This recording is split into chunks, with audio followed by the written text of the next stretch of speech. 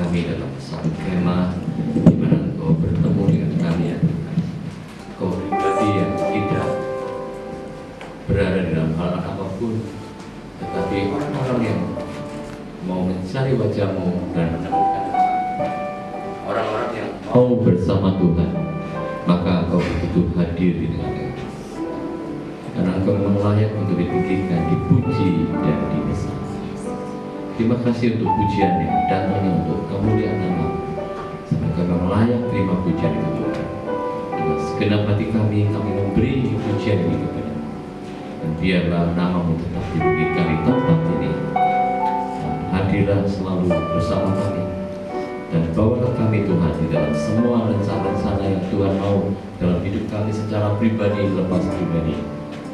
Bukakanlah perkara-perkara yang baik, dan karena kebaikan-Mu lah kami boleh berada di hari-hari kami dan mendapatkan apa yang terbaik yang harus kami dapatkan dalam hidup ini Tuhan. Karena memang Engkau Tuhan yang sangat baik dalam hidup kami. Terima kasih Tuhan. Berfirmanlah Tuhan, kami siap mendengar firman di dalam nama Tuhan Yesus. Dalam minggu pertama ini saya akan berbicara dengan tema hidup ini indah. Hidup ini indah. Al-Fatihah 3 ayat 11 berkata dengan mudah jelas mengenai hidup itu indah. Ia membuat segala sesuatu indah pada waktunya. Bahkan ia memberi kekekalan dalam hati mereka. Tetapi manusia tidak dapat menyelami pekerjaan yang dilakukan Allah dari awal sampai akhir. Perhatikan kalimat ini. Ia membuat segala sesuatu indah pada waktunya.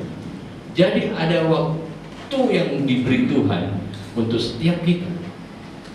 Tidak semua waktu yang kita miliki selalu hal-hal yang hebat, hal-hal yang luar biasa saja. Waktu yang kita miliki mungkin hal-hal yang terburuk dalam perjalanan. Tetapi pada saat waktu-waktu diberikan, Tuhan bisa mengubahnya menjadi bagian-bagian yang luar biasa, sehingga kita kagum. Tuhan bisa membuat keindahan-keindahan setiap perjalanan kita. Perhatikan, bahkan dia berkata, ia memberikan kekekalan di hati mereka. Apa yang kekal di hati kita? Di saat dua sisi terjadi dalam hidup kita. Pada saat kita diberkati, atau pada saat kita dalam posisi terburuk dalam kehidupan ini. Ada sebuah kekekalan. Apa itu kekekalan? Yang disebut dengan kepercayaan kita kepada Tuhan. Kita tidak pernah tergoncangkan, oh kita diberkati besar, kita enggak berlari ke kiri, kita akan menjadi orang yang kemudian melupakan Tuhan yang membawa berkat kita. Pada saat kita berada dalam zona-zona yang buruk, kita tidak terjerumus lebih dalam untuk meninggalkan Tuhan. Tetapi ada kuasa yang kekal tertanam di hati kita. Apa itu? Kekekalan. Percaya bahwa Tuhan adalah pengendali dalam hidup kita. Dia Tuhan sanggup akan membawa semua proses hidup kita menjadi jauh lebih baik. Itulah kenapa Tuhan berkata bahwa manusia tidak dapat menyelami. Manusia tidak dapat menyelami apa yang disebut pekerjaan-pekerjaan Allah dari awal sampai akhir. Hidup ini harus terus berada di satu zona di mana Tuhan ada di sana. Selama saudara menangkap hidup itu bersama Tuhan, setiap pekerjaan yang Tuhan buat dalam hidup kita, maka itu menjadi hal ini. Marilah kita terus belajar. Hanya orang-orang yang percaya kepada Tuhan dan tetap melekat dengan Tuhan dengan baik dalam hidupnya, maka orang-orang ini akan tahu apa yang sedang dikerjakan Allah dalam hidupnya, baik dalam kondisi baik atau kondisi yang terburuk, kondisi yang kacau maupun kondisi yang aman dalam hidup ini. Tuhan akan membawa itu. Dan saudara tetap percaya di balik semua pasti ada rencana-rencana Tuhan yang besar yang akan terjadi. Waktu yang ada baik itu mengenai Khotbah pasal 3 ayat 1. Perhatikan, untuk segala sesuatu ada masanya, untuk apapun di langit ada waktunya. Hidup ini kita tidak bisa memakai istilah instan, cepat untuk mendapatkan apa yang Tuhan mau. Semua pasti ada masanya. Kalau masa di mana kita berada di tingkat keberhasilan dan berkat yang besar, masa itu menjadi keemasan dalam hidup kita. Dan itu hal-hal yang luar biasa yang bisa kita berkata, terima kasih Tuhan, Tuhan berkati. Tetapi masa yang begitu besar dan hebat ini tiba-tiba akan berubah jadi masa yang mungkin tiba-tiba menjadi buruk dalam hidup kita. Bisnis kita turun, semua pekerjaan yang dimana kita mimpikan menjadi masalah yang besar dalam diri kita. Hal-hal yang seharusnya kita menangkap hal-hal yang baik, tiba-tiba masa ini berubah menjadi masa yang buruk. Tetapi perhatikan di sini, segala sesuatu ada masanya. Semuanya dibalik sama Tuhan. Masa yang buruk akan berubah menjadi masa yang baik. Masa yang baik tiba-tiba berubah menjadi masa yang buruk. Dua hal ini akan terus berada di sana. Dan setiap masa yang diberi Tuhan dalam hidup kita, tentu Tuhan punya maksudnya. Dan Tuhan berkata dalam bagian terakhir, untuk apapun di bawah langit ada waktunya. Jadi sekalipun masa itu begitu dibalik untuk mendapatkan perubahan hidup kita, untuk memproses hidup kita, segala sesuatunya waktunya Tuhan itu akan tepat diberikan kepada kita. Dia tidak terlambat dan dia tidak terlalu cepat. Dan itu semuanya menjadi bagian yang sangat luar biasa, sangat dahsyat. Seperti pujian tadi, Allah itu dahsyat. Dia bisa mengubah semuanya, dia bisa membuat semuanya menjadi keindahan. Oleh karena itu kita bisa berkata, waktu yang dibuat Tuhan, masa yang dibuat Tuhan, semua itu indah dalam hidup saya. Itulah kenapa Bapak Ibu dikasih Tuhan, betapa penting hidup ini kita pandang hidup yang indah. Karena setiap hal yang dikerjakan Tuhan, masa yang diberi Tuhan, waktu yang tepat Tuhan akan beri kepada kita, semuanya akan menempati di mana hidup kita menjadi orang-orang yang tidak menjadi orang yang hancur, bukan orang yang terpuruk terus-menerus, tetapi kita melihat berkat-berkat yang Tuhan buat dalam hidup kita, menjadikan semuanya itu. Yesaya pasal 60 ayat 22. Yang paling kecil akan menjadi kaum yang besar, dan yang paling lemah akan menjadi bangsa yang kuat. Aku Tuhan yang melaksanakan dengan segera pada waktunya. Dalam hidup ini selalu kita berpikir kecil itu tidak akan bisa terubahkan, karena kita nggak punya modal, kita nggak punya kekuatan untuk menjadi besar. Banyak kali kita berpikir pastilah kita berada di sini saja. Dia berkata, yang paling kecil akan menjadi kaum yang besar. Tuhan akan mengubahnya menjadi sesuatu yang luar biasa. Dan yang paling lemah, kita mungkin selalu merasa semua itu tidak kuat bertahan dalam semua tingkat kesulitan hidup kita. Tetapi dia berkata, yang paling lemah akan menjadi bangsa yang kuat. Dia berbicara bangsa.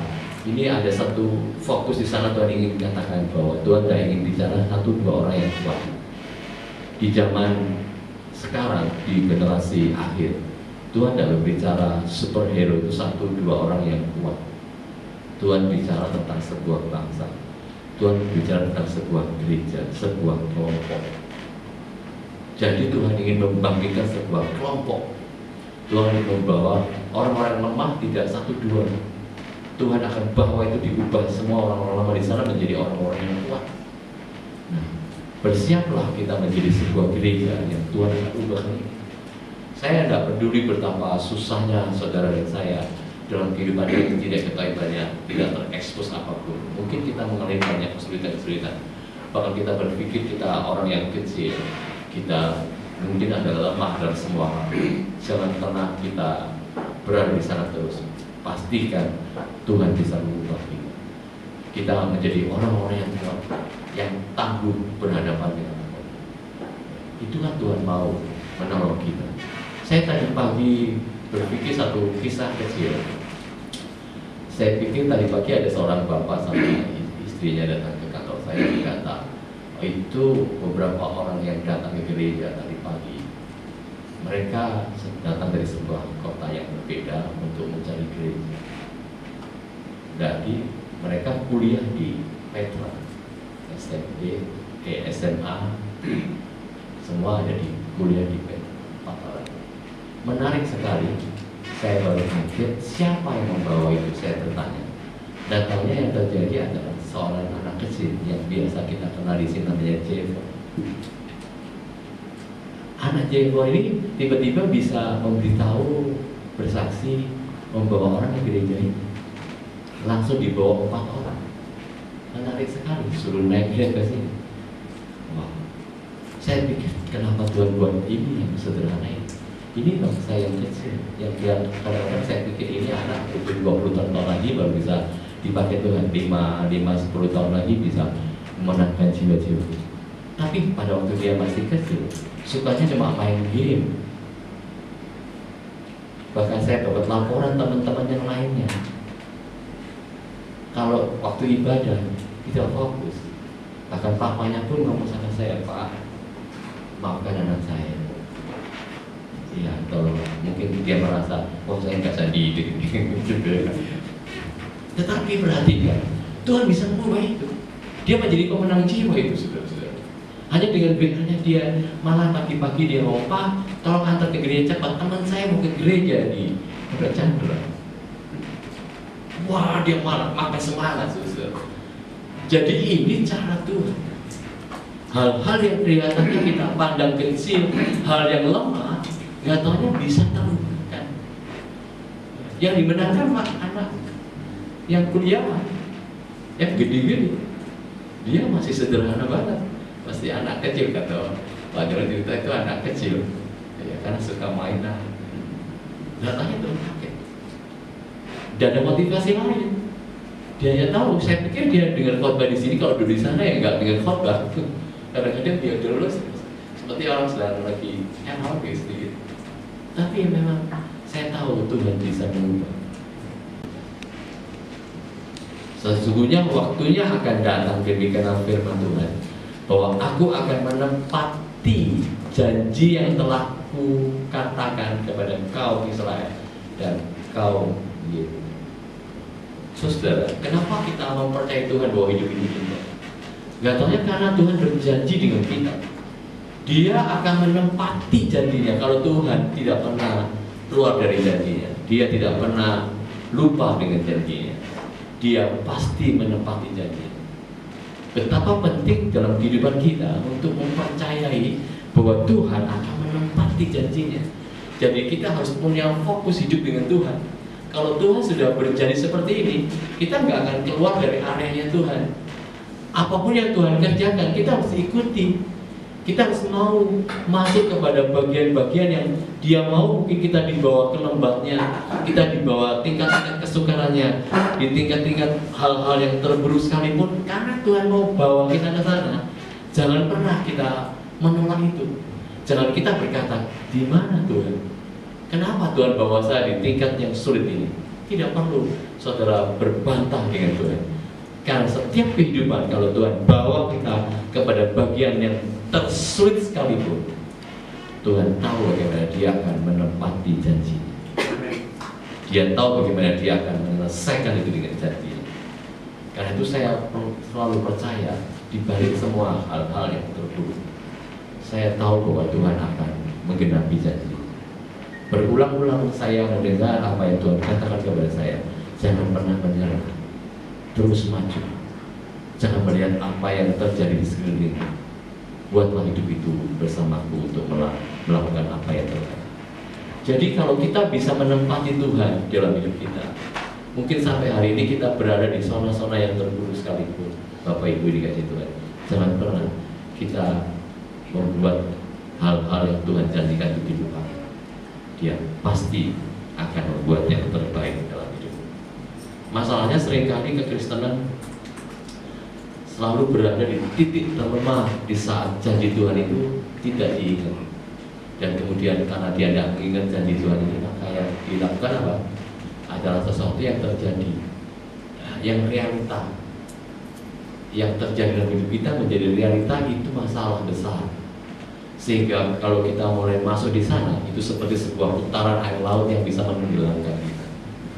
Tetapi kalau kita bersama Tuhan dan tahu janji-janji Tuhan, maka kita keluar dengan tongkatnya itu, kita pegang talinya itu, untuk kita keluar dari semua keadaan hidup yang mungkin berada di zona-zona yang berat baik. Nah, kunci yang pertama, percaya Tuhan itu mengendali.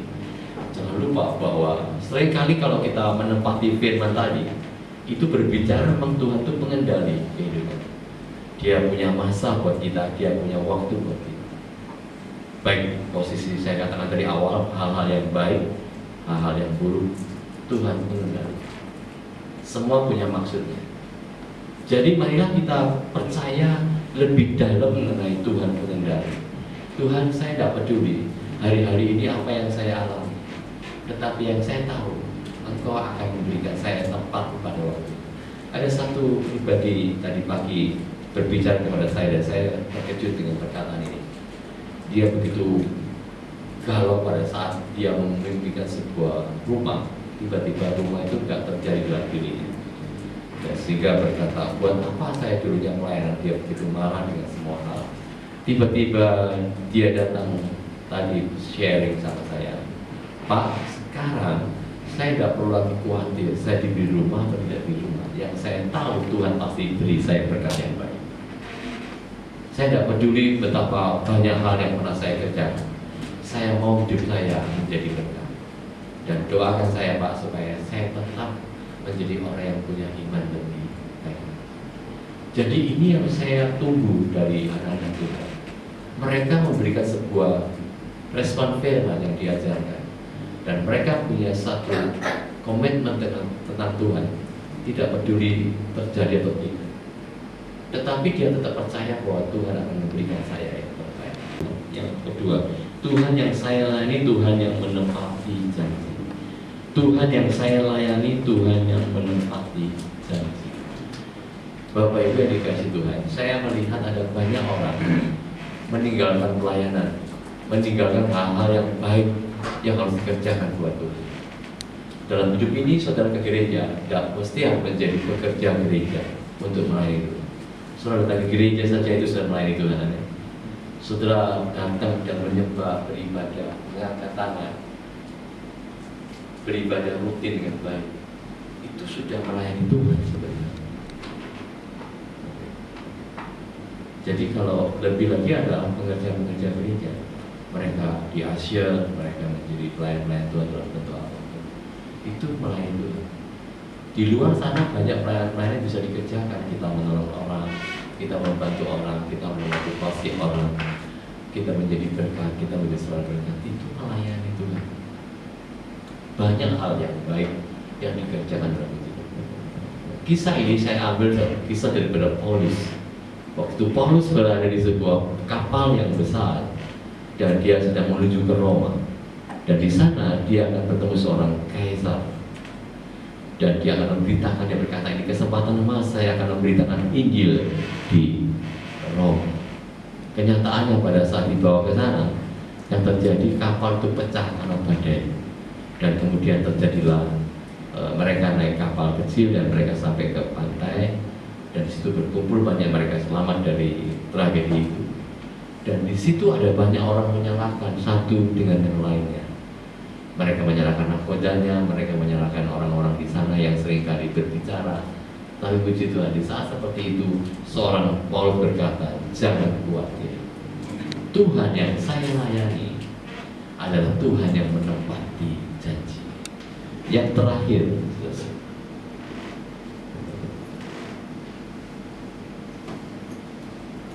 jangan patah semangat, mampu bertahan. 3 hal menarik yang saya beritahu saudara tentang kuncinya. Yang pertama, percaya Tuhan pengendali. Yang kedua, Tuhan, saya layani Tuhan yang menepati janji. Tetapi yang terakhir, jangan patah semangat, mampu bertahan. Dalam kekristenan, kemampuan bertahan sangat langka. Karena apa? Katanya orang yang nggak bertahan dalam setiap kehidupan itu karena patah semangatnya. Karena mulai biarkan Tuhan saja nanti akan memberkati, biarkan Tuhan saja nanti yang membukanya. Orang yang mulai patah semangat, dia akan berpikir nanti biarkanlah Tuhan saja yang menolong, biarlah Tuhan yang menjadikan dengan ajaib. Tidak begitu saudara. Tuhan ingin setiap hal yang kita kerjakan itu tidak menyerah. Apapun yang Tuhan suruh dalam hidup kita, kita harus cepat punya tindakan-tindakan yang tidak perlu ditunda dalam setiap hal. Hal-hal yang baik itu harus cepat dilakukan. Hal-hal yang memuliakan Tuhan Hal-hal yang harusnya kita buat itu menyenangkan Tuhan, tidak boleh kita mencoba berlambat-lambat. Itulah kenapa kalau kita menjadi orang Kristen harus tahu bahwa orang-orang yang patah semangat itu tidak mampu bertahan dalam semua hal dalam hidup ini. Kadang-kadang saya pikir setiap kali kita mau pelayanan, kita mau ke gereja, di minggu-minggu terakhir mungkin kita punya problem lebih banyak. Keuangan sudah berkurang, banyak problem yang tidak berhenti, banyak lagi. Itu yang membuat semangat kita menjadi patah. Kadang-kadang orang ke gereja, nanti ke gereja ya hanya itu saja.